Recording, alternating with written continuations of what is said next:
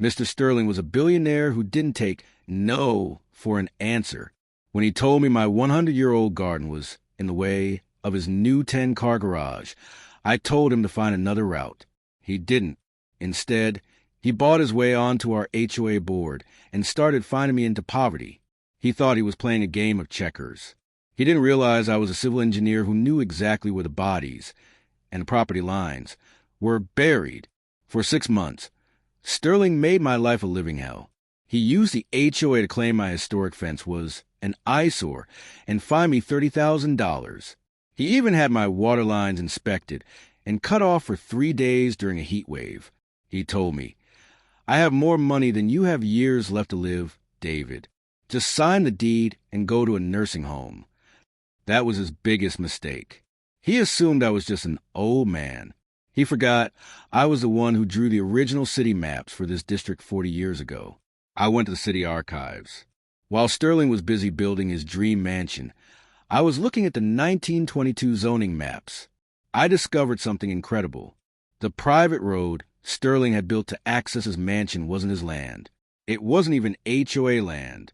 Due to a 100-year-old clerical error, that 20-foot strip of land was actually unclaimed municipal territory that happened to be connected to my deed via an old easement.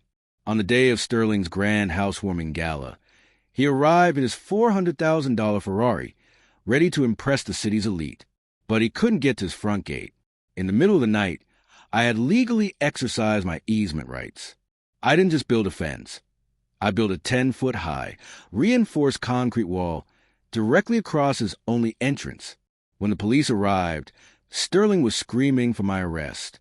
I didn't say a word. I just handed the officer the certified 1922 stamped city map. I told the officer, "He's trespassing on my easement. Please have his Ferrari towed." Sterling's billion-dollar mansion was now a landlocked island. He couldn't get a single car in or out. He tried to sue, but the law was clear.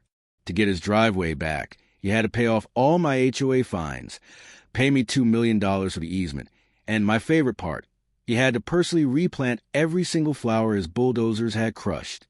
Money can buy you a mansion, but it can't buy you the law.